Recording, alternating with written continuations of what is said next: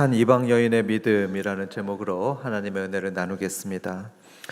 여러분은 여러분의 인생이 완전히 뒤집힐 수 있는, 뒤바뀔 수 있는 그런 선택의 순간을 여러 번 경험해 보셨을 겁니다. 그렇지 않습니까? 어떤 분은 이런 선택을 했을 겁니다. 안정적인 직장을 내려놓고 새롭게 사업을 시작하는 그런 모험을 결단하신 분도 있을 겁니다. 저 같은 경우에도 그런 선택의 순간들이 많았습니다. 학생 때에는 할머니의 반대를 무릅쓰고 신학의 길을 선택했었습니다. 제 아내의 경우에는 목사의 아내가 되기를 선택했었죠. 아내가 굉장히 행복할 겁니다. 저는 더 행복합니다. 이처럼 우리의 삶에는 종종 인생을 바꾸는 선택의 순간들이 찾아오곤 합니다. 오늘 말씀에 나오는 라합이라는 여인도 바로 그런 순간이 찾아왔죠. 현재의 안정된 삶을 택할 것인가? 아니면 저 보이지도 않는 하나님, 그 하나님을 믿고 그분께 목숨을 맡길 것인가? 이런 갈림길을 만났는데요. 그때 그녀는 담대하게 하나님을 선택했습니다. 참 담대한 결단이었죠. 그래서 그로 인해서 그녀는 이방인임에도 불구하고 하나님으로부터 큰 복을 받게 되었습니다. 이제부터 그 이야기를 들을 텐데 우리 모두 이 말씀에 도전을 받아서 인생의 분기점을 만날 때마다 라합처럼 믿음의 결단을 내리는 그런 담대한 성도들 되시길 주님의 이름으로 축원합니다. 이제부터 라합의 얘기를 보겠습니다. 여리고 성에 라합이라는 여인이 있었습니다. 1절을 보면 그녀의 직업이 나오는데요. 기생이라고 합니다. 다른 번역으로 하면 창기라고 번역되어 있기도 합니다. 다시 말해서 매일마다 낯선 남자들을 상대하고 만나야 됐던 그런 율랑녀였습니다. 여러분 상상해 보십시오. 그녀의 하루하루가 얼마나 고통스러웠겠습니까? 얼마나 많은 사람들로부터 손가락질과 멸시를 당했을지, 또 얼마나 많은 남자들로부터 험한 일을 당했을지 우리는 충분히 짐작할 수 있습니다. 그런데 그녀가 살고 있던 이 여리고성에 이런 소문이 들려왔습니다. 이스라엘이 오고 있다. 이스라엘이란 나라가 우리에게 오고 있다. 소문이 들려왔습니다. 그 소문에 의하면 이스라엘은 보통 나라가 아니었습니다. 여호와라는 강한 신이 있었는데 그 신이 이 나라를 전폭적으로 도와주고 있다는 겁니다. 전폭적으로 도와줘서 40년 전에는 초강대국인 애굽이 이 이스라엘 앞에서 초토화가 되었다고 합니다. 또 이스라엘하고 전쟁했던 모든 나라들이 그 앞에서 다 패배했다고 합니다. 그런 무시무시한 나라가 지금 어디로 오고 있냐 하면 이 여리고를 향해서 오고 있다는 겁니다. 그러니까 여리고 사람들은 두려워했습니다. 두려워서 벌벌벌 떨었고요. 라합 역시 마찬가지였을 겁니다. 그런데 그렇게 긴장감이 돌고 있던 어느 저녁, 라합의 집에 2명의 낯선 남자들이 찾아왔습니다. 그들은 누구냐? 바로 이스라엘에서 보냈던 정탐꾼들인데요. 그 내용이 1절에 나오게 됩니다. 1절 봅니다. 눈의 아들 여호수아가 시딤에서 2 사람을 정탐꾼으로 보내며 이르되 가서 그 땅과 여리고를 엿보라 하매 그들이 가서 라합이라 하는 기생의 집에 들어가 거기서 유숙하더니. 여기서 보듯이 이스라엘의 여호수아 장군이요 2명의 정탐꾼들을 몰래 여리고로 보냅니다. 보낼 때 분명히 변장을 했겠죠. 외국에서 온 상인처럼 변장을 해서 들어갔을 겁니다. 그래서 여리고 성 안으로 들어갔는데 그들은 제일 먼저 들어간 집이 라합의 집이었습니다. 라합의 집에 들어갔다. 그 이유가 뭘까? 우리는 짐작할 수 있죠. 왜냐하면 라합은 창기였기 때문입니다. 이 창기의 집에는 여행객들이 항상 들락날락 했었습니다. 그러니까 이 사람들이 거길 가더라도 아무도 의심하지 않을 거다. 이들은 짐작했을 겁니다. 그래서 이 문을 두드리면서 계십니까? 하고 이 라합의 집에 들어갔는데요. 그런데 이 라합은 이들을 보자마자 바로 직감했습니다. 이스라엘에서 온 정탐꾼들 같다. 아마 여러 손님들을 상대하다 보니까 눈치가 빨랐을 겁니다. 여러분, 이때 이 정탐꾼들을 만났던 라합의 입장, 그 마음을 한번 상상해 보시기 바랍니다. 라합은 이들을 조우하면서 어떤 생각이 들었을 것 같습니까? 여러분, 이렇게 상상하시면 됩니다. 여러분의 집에 그럴 리는 없겠지만 간첩이 들어왔다고 생각해 보는 겁니다. 아닌 척 하는데 이 말투를 보니까 북한에서 온 그런 간첩이 확실합니다. 그럴 때 여러분은 어떻게 하시겠습니까? 아마 기회를 봐서 공안 당국에다 신고하지 않겠습니까? 그런데 여러분, 놀랍게도 이 라합은 신고하지 않습니다. 신고하지 않고 오히려 숨겨주려고 합니다. 정탐꾼들에게 이렇게 말합니다. 저기요, 여기 경찰이 올 수 있습니다. 경찰이 오게 되면은 바로 지붕 위로 올라가서 숨으십시오. 저 지붕 위에 삼을 말려놓은 것이 있습니다. 그 삼대 속으로 숨으시면 됩니다.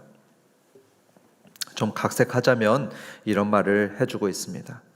아니나 다를까 누군가가 그 정탐꾼들을 봤습니다. 보고서 여리고 왕에게 제보를 하게 됩니다. 왕이시여, 간밤에 이스라엘의 간첩 몇 사람이 이 성에 들어왔다고 합니다. 왕은 즉시 수색대를 보냈습니다. 라합의 집에 보내서 그 집 문을 두드렸습니다. 문 열어라. 너희 집에 온 사람들은 이스라엘의 정탐꾼들이다. 빨리 문 열어라. 그 소리에 정탐꾼들은 급히 지붕 위로 올라갔습니다. 올라가서 3대 속으로 숨었습니다. 그리고 라합은 마치 아무것도 모르는 것처럼 아주 태연하게 문을 열고서 이렇게 그들에게 대답을 합니다. 어머, 그 사람들이 정탐꾼들이었어요? 저는 몰랐어요. 근데 어떻게 합니까? 그 사람 벌써 나가버렸습니다. 성문을 닫을 때쯤 나갔는데요. 지금 어디 갔는지 모르겠습니다.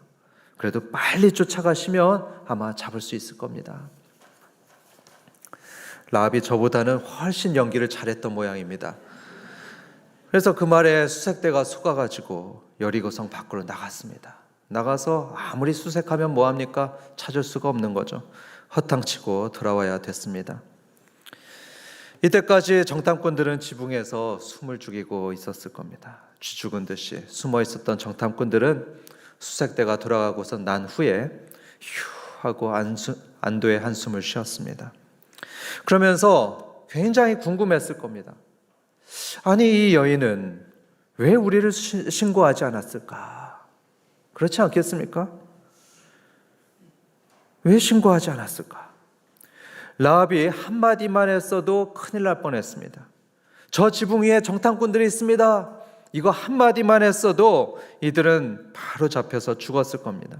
하지만 라합은 이들을 숨겨줬습니다. 라합의 입장에서 보면 이것은 목숨을 건 행위였습니다. 여러분, 그렇지 않았겠습니까? 간첩의 편에 섰습니다. 여러분, 간첩의 편에 서서 이들을 숨겨줬으니 지금 같으면 보안법 위반에 해당하죠. 보안법 위반으로 감옥에 갈 행위였고요. 이 고대 근동의 문화에서 봤으면 죽어야 마땅한 그런 반역 행위였습니다. 그런 위험을 감수하면서 왜 이 정탐꾼들을 숨겨줬을까? 정탐꾼들은 굉장히 궁금했을 겁니다. 라합은 왕의 군사들이 다 돌아가고 난 것을 확인하고 혼자 지붕 위로 올라갔습니다. 그리고 정탐꾼들하고 굉장히 중요한 대화를 나누는데요. 그게 8절과 9절입니다. 같이 읽어보겠습니다. 또 그들이 눕기 전에 라합이 지붕에 올라가서 그들에게 이르러 말하되 여호와께서 이 땅을 너희에게 주신 줄을 내가 아노라. 우리가 너희를 심히 두려워하고 이 땅 주민들이 다 너희 앞에서 간담이 농나니. 이게 라합의 말인데요. 이게 정탐꾼들이 들을 때 정말 놀라운 말입니다. 이 여리고 군사들이 굉장히 두려워하고 있고 심지어 간담이 녹고 있다고 합니다. 그만큼 여리고 성의 사기는 이 바닥까지 떨어져 있죠. 이 말은 이스라엘 입장에서 볼 때 굉장히 중요한 정보입니다. 정탐꾼들은 이런 확신이 들었습니다. 야, 하나님께서 이 땅을 우리에게 주실 게 확실하구나. 이들하고 싸우면 우리가 반드시 승리하겠구나.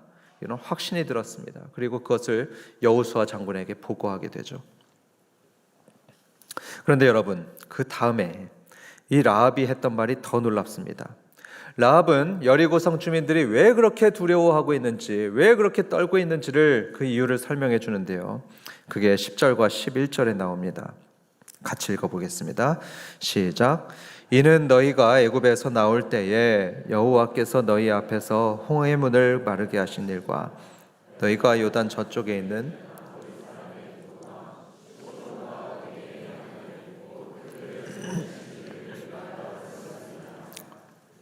우리가 듣자 곧 마음이 녹았고 너희로 말미암아 사람이 정신을 잃었나니 너희의 하나님 여호와는 위로는 하늘에서도 아래로는 땅에서도 하나님이시니라.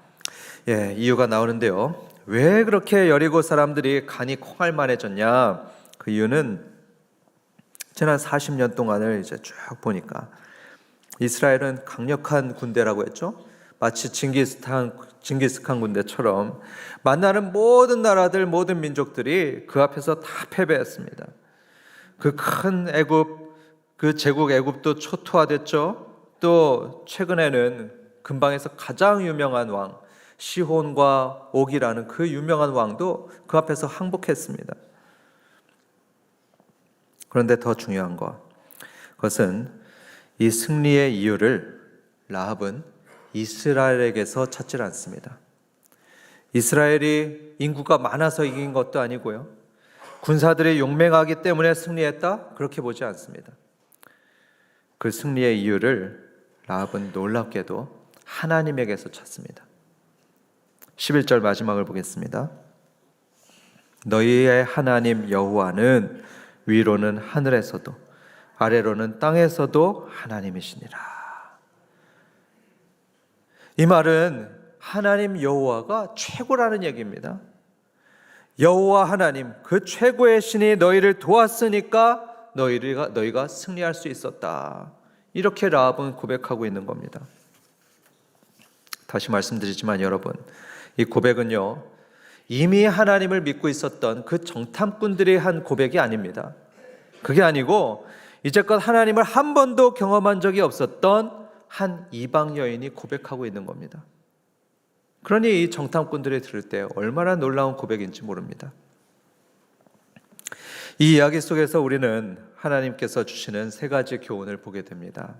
첫 번째, 그것은 하나님의 은혜는 모든 사람에게 임한다는 것입니다. 다시 말해서 하나님의 은혜는 남녀노소를 물어나고 신분 고하를 물어나고 모든 사람에게 임합니다. 라합의 얘기를 보면 이 진리가 분명히 나타납니다. 그녀는 여리고의 창기였습니다. 그리고 이방의 우상을 섬기던 사람이었습니다. 당시 사회에서 가장 낮은 신분이었고요. 도덕적으로는 지탄의 대상이었습니다. 그리고 그녀가 살고 있었던 집은 성벽이라고 뒤에 나오고 있습니다. 도시의 가장 외곽에 있었던 겁니다. 그러니까 이 중심부에서 밀려서 가장 바깥에 내동댕이 쳐졌던 그녀의 신세가 그대로 나타나 있습니다. 그런데 이렇게 전혀 희망도 없고 소망도 없었던 그런 불쌍한 이방 여인도 하나님을 믿는 순간 그 운명이 완전히 뒤바뀌게 됩니다. 다음 설교에서 말씀드릴 텐데요. 이후에 여리고성이 무너집니다. 그렇게 무너졌을 때 하나님을 믿던 라합과 그녀의 가족은 살아남았습니다. 다른 사람들은 다 죽었는데 오직 이들에게만 하나님의 은혜가 임해서 이들은 살게 됩니다. 여러분, 이것은 우리 시대에도 동일하게 적용이 됩니다. 이사야서 55장에서 하나님은 이렇게 선포했습니다. 너희 모든 목마른 자들아 물로 나아오라. 돈 없는 자도 나아오라. 누구든지 하나님께 나올 수 있다는 겁니다. 가난해도 상관이 없고요. 과거에 어떤 죄가 있어도 괜찮습니다. 하나님께 그저 두 손 들고 나가면 됩니다. 두 손 들고 나가서 하나님께 용서를 빌고 긍휼을 빌면 그 하나님은 과거를 묻지 않습니다. 과거를 묻지 않으시고요. 용서해 주시고 긍휼을 베푸십니다. 이러한 진리는 예수님의 족보만 봐도 나타납니다. 마태복음 1장에는 예수님의 족보가 나오는데요. 여러분, 이 예수님의 조상들을 계속 거슬러 올라가죠. 아버지 뭐 이렇게 쭉 올라가면요, 거기에 놀라운 이름이 발견됩니다. 누구의 이름이 나올까요? 거기에 라합의 이름이 나옵니다. 마태복음 1장 5절과 6절입니다. 예수님의 족보인데요, 살몬은 라합에게서 보아스를 낳고, 보아스는 루색에서 모벳을 낳고, 모벳은 이새를 낳고, 이새는 다윗 왕을 낳으니라. 그리고 이 다윗 왕의 후손으로 오신 분이 누구시죠? 바로 예수님입니다. 여러분, 놀랍지 않습니까? 우리 예수님의 조상들 중에 라합이 들어있는 겁니다. 한때 이방인입니다. 창기였습니다. 그런 라합이 메시아의 혈통에 들어가 있는 겁니다. 예수님의 가족인 것이죠. 어떻게 그렇게 되었습니까? 라합이 믿었기 때문입니다. 라합은 말했습니다. 나의 유일한 소망은 바로 여호와 하나님입니다. 상천하지의 하나님이 바로 여호와 하나님입니다. 이렇게 라합은 하나님을 강하게 붙들었습니다. 그러니까 하나님은 이렇게 당신을 붙들었던 라합을 부끄러워하지 않으셨죠. 과거를 묻지 않으시고 부끄러워하지 않으셨습니다. 심지어 예수님의 족보에까지 그녀의 이름을 당당하게 올려주셨습니다. 그렇습니다, 여러분. 하나님을 믿는 순간 우리는 예수님의 가족이 됩니다. 하나님이 부끄러워하지 않으시고 과거도 묻지 않으시는 그런 친가족이 됩니다. 그러므로 이 자리에 계신 분들 중에 아직도 예수님을 믿지 못하시는 분 혹시 계십니까? 신앙은요, 결단하는 겁니다. 신앙은 결단하는 겁니다. 오늘 결단하시고요, 예수님을 믿으시기 바랍니다. 그러면 라합조차도 가족으로 받아주신 그 긍휼의 하나님이 여러분들도 당신의 자녀로 반드시 받아주십니다. 두 번째 교훈입니다. 두 번째 교훈은 보지 않고도 믿는 믿음을 가지라는 것입니다. 보지 않고도 믿으라. 오늘날 많은 사람들은 증거를 요구합니다. 어떤 증거입니까? 예수님이 나타나면 믿겠다. 기적을 보이시면 내가 믿겠다. 이렇게 눈에 보이는 그런 증거들을 자꾸 요구합니다. 심지어 예수님의 제자였던 이 도마조차도 그런 요구를 했었습니다. 다른 제자들은 모두 믿었습니다. 예수님이 부활했다는 것을 다 믿었고 부활했다고 말하는데 도마는 이렇게 말을 했죠. 부활? 예수님이 부활했다고? 난 믿을 수 없어. 예수님의 그 찔린 옆구리 속에 내 손을 넣어보지 않고는 나는 믿을 수 없어. 이게 무슨 태도입니까? 자기 마음대로 믿는 기준을 정해놨습니다. 자기 생각에서 그냥 기준을 딱 정해놨죠. 예수님이 자기 앞에 먼저 나타나야 됩니다. 그리고 또 그 예수님 옆구리를 자기 만져봐야 됩니다. 그래야지 내가 믿겠다 하는 거죠. 그 기준이 충족되면 믿고 충족되지 않으면 믿지 않겠다는 겁니다. 이런 도마에게 나중에 예수님이 나타나셨죠. 나타나셔서 뭐라고 말했습니까? 보지 않고 믿는 자들은 복이 있도다 했습니다. 보지 못하고 믿는 자들은 복되도다. 이에 반해서 라합은 어땠습니까? 라합한테도요, 눈에 보이는 증거는 하나도 없었습니다. 그녀는 홍해가 갈라지는 걸 본 적이 없습니다. 하늘에서 만나가 내리는 거 한 번도 본 적이 없습니다. 우리가 흔히 치유의 경험도 하지 않습니까? 그런 치유의 경험도 한 번도 안 해봤습니다. 오직 듣기만 했습니다. 전능하신 여호와 하나님이 계시더라. 그분이 모든 것을 다 이기시더라. 그분이 상천하지의 하나님이시더라. 그 얘기만 들었습니다. 소식만 들었을 뿐인데 여러분, 라합에게는요, 그 들은 것만으로도 충분했습니다. 어떤 선명한 증거도 없었고 손에 만져지는 증거도 하나도 없었는데도 라합은 믿었습니다. 그 믿음의 결단으로 인해서 그녀는 하나님의 구원 역사에 동참하게 되었습니다. 오늘날도 그렇습니다. 하나님은 다양한 방식으로 우리들에게 말씀하고 계십니다. 설교를 통해서 말씀하시죠. 또 성경을 통해서 말씀합니다. 하나님이 어떤 분이신지 그것을 다 들려주고 계십니다. 또 우리 주변에 많은 신앙인들이 있습니다. 그분들을 통해서 하나님이 살아계시다는 것을 계속 들려주고 계십니다. 그래서 우리나라에 아마 예수님 이름 못 들어본 사람 한 명도 없을 겁니다. 그렇지 않습니까? 저 전도 다녀봐도 예수님 이름 다 들어봤습니다. 왜 그렇습니까? 하나님은 왜 그렇게 하나님에 대해서 말씀해주고 있을까요? 듣고 믿으라는 것입니다. 듣고 믿어서 영생을 얻어라, 구원을 얻어라, 이런 하나님의 초청입니다. 그래서 성도 여러분, 라합처럼 어떤 눈에 보이는 확실한 증거가 없더라도 여러분 믿으시기 바랍니다. 믿으면 보입니다. 믿으면 이해가 되는 그런 역사가 일어납니다. 안셀름이라는 사람이 있습니다. 안셀름이라는 중세 최고의 교부가 있었는데요. 그 교부가 바로 그런 말을 했었습니다. 나는 이해하기 위해서 믿는다. 나는 이해하기 위해서 믿는다. 이런 말을 했습니다. 무슨 말입니까? 모든 걸 다 이해하고 나서가 아닙니다. 모든 걸 다 이해하고 나서 믿는 것이 아니고 먼저 믿음으로 나가면 이해가 된다는 얘기입니다. 그렇습니다, 여러분. 먼저 믿음의 발걸음을 내디뎌 보는 겁니다.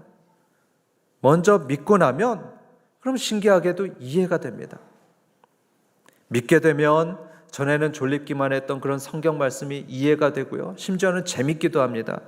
먼저 믿게 되면 하나님의 살아계심이 생생하게 체험이 됩니다. 여러분, 먼저 믿음으로 나아가시기 바랍니다. 다음으로 세 번째 교훈은요, 결단하고 행하는 믿음을 가지라는 겁니다. 결단하고 행하는 믿음을 가져라. 우리의 믿음은 단순히 아는 것에서 그치는 것이 아닙니다. 지적인 동의가 아닙니다. 결단하고 행동으로 나타나는 것이 참된 믿음입니다. 라합에게는 그런 믿음이 있었습니다. 정탐꾼들이 들어왔었죠.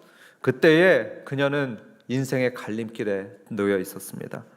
이들을 신고할 것인가? 신고해서 왕에게 상도 받고 또 안정적으로 살 수 있을 것인가? 아니면 하나님을 믿고 거기에 목숨을 걸 것인가? 이 인생의 갈림길에서 라합은 결단했죠. 결단하고 하나님을 택했습니다. 그리고 그 선택에 자기의 모든 걸 걸었습니다. 그러니까 하나님이 어떻게 하셨죠? 그 믿음의 선택에 복을 주셨습니다. 아까 말씀드렸듯이 여리고가 무너지게 되죠. 그리고 모든 사람들이 다 죽고 망할 때 오직 라합과 그의 가족들만 살아남았습니다. 여러분, 이것을 보고 많은 사람들이 믿음의 역설이라 표현을 합니다. 믿음의 역설이다. 이게 무슨 말이냐면 우리가 믿음의 길을 선택하죠. 그렇게 되면 세상의 관점에서 보면은 이게 죽는 길로 가는 것 같습니다. 손해보는 길로 가는 것 같습니다. 하지만 실제로는 뭡니까? 그 믿음의 길이 생명의 길이 됩니다. 복된 길이 됩니다. 이 믿음의 역설을 우리는 반드시 기억해야 되겠습니다. 한편 하나님은 이런 라합의 믿음을 굉장히 귀하게 보셨습니다. 히브리서 11장을 보면 하나님이 라합을 얼마나 귀하게 보셨는지 그 하나님의 마음을 볼 수 있는데요. 히브리서 11장엔 성경에 나오는 믿음의 영웅들이 쫙 열거되어 있습니다. 아브라함부터 해서 모세, 다윗 이런 사람들이 쫙 열거되어 있습니다.